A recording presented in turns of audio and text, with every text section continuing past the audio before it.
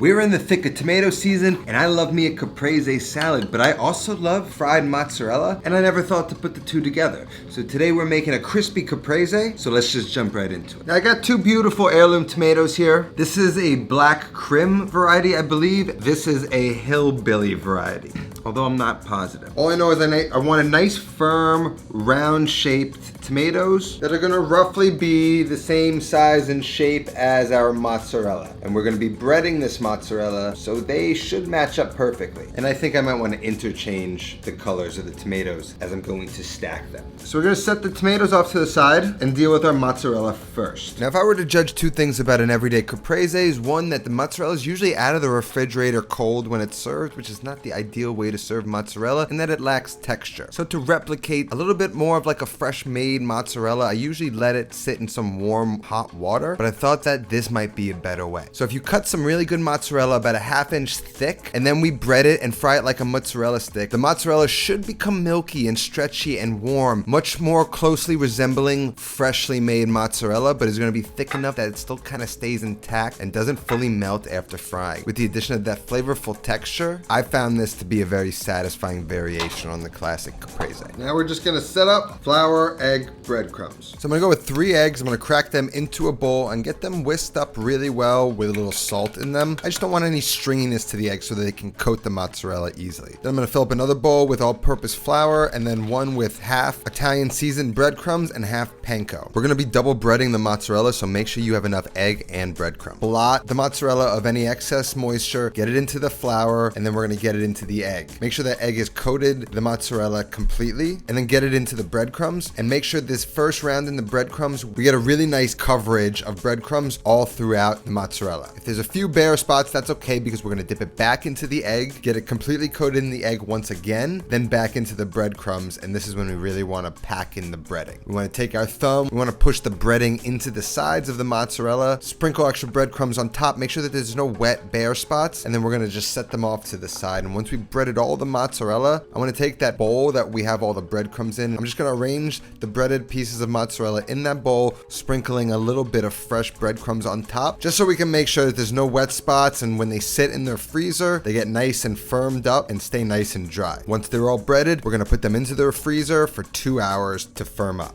Then we're just gonna pop these in the freezer for 2 hours. It's been about an hour and a half. Got about a little under 30 minutes left, so we can start to think about all the other elements of this dish. And one of them is the tomatoes. We just literally gotta cut them up. They're a little dirty, so we just give them a quick rinse.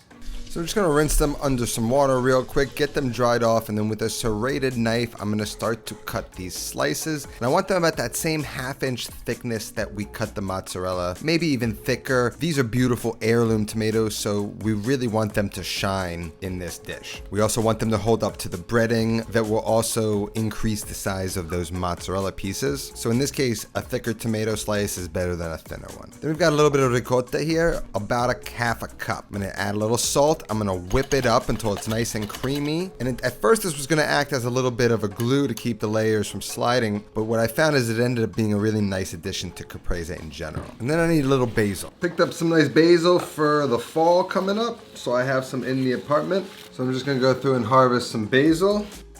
Now, to harvest basil so that it keeps regenerating into a bigger bush, you want to look for a main stalk that is connected with 2 smaller offshoots that are growing beneath it. I just cut that main stalk off and make sure that those 2 offshoots are still there, so that one will now become 2 stems, and I have my basil to use now. And then for some of my favorite balsamic vinegar of all time, I go with this guy. You can get it on Amazon. I'm gonna leave a link down in the description. This stuff is as good as gold as far as I'm concerned. So we're gonna use this and some good olive oil. And then we're also gonna need a little oregano. So now onto frying the mozzarella. We're just gonna get a pot and we're gonna fill it about halfway up with a frying oil, maybe a little less than halfway. I'm gonna get the heat on to a nice medium high. And I wanna bring that up to about 375 to 380, knowing full well we're about to add something that's been chilling in the freezer for 2 hours. So it's gonna drop the temperature of the oil. Then we're gonna get our mozzarella and drop them into the oil, and you're gonna watch the temperature of that oil drop. And we're just gonna try and keep it around 360, no lower than 350.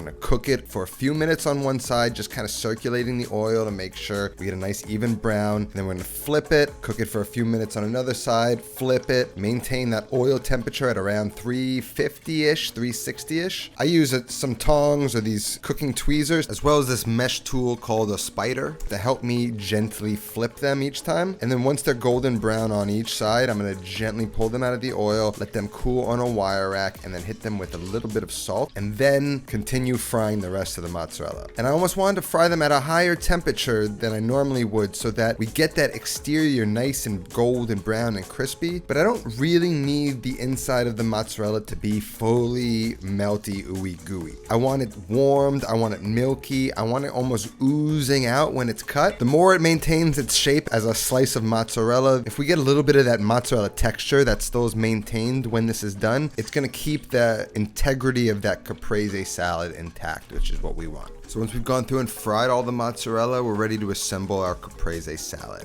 First thing we're gonna do is go down with a little dollop of the ricotta on the bottom of the plate, and then place a slice of tomato on top of that. And then to each slice of tomato, we're going to season it with some flaky salt and some of that dried oregano. On top of that, we're gonna go with one of those fried slices of mozzarella, and then we're just gonna follow that with another dollop of ricotta, another slice of the tomato, season the tomato with the flaky salt and the oregano, and then repeat that so that you have about 3 slices of tomato and 2 slices of the mozzarella. I find that to be a nice proportion. On top of that, we're gonna take that really good balsamic vinegar and just drizzle it on top, along with some really good finishing olive oil. And then we're gonna finish it with basil. When we bust open and pull one of these fried mozzarella pieces apart, you're gonna notice it's milky, it's juicy. But when we cut it in the salad, it's still gonna resemble somewhat of a whole piece of mozzarella, which is kind of what I was going for from the onset. The real difference is this caprese is crunchy.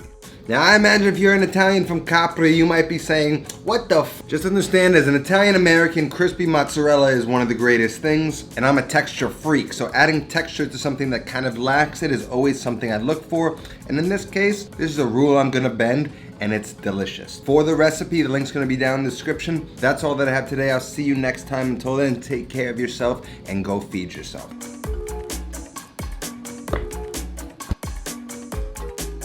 If you want another summer classic, you've really got to try this lobster risotto with homemade lobster stock. That's gonna blow your hair back. I just posted it, and there's gonna be a link on the screen along with a few others if you're interested. Otherwise, thanks so much for watching.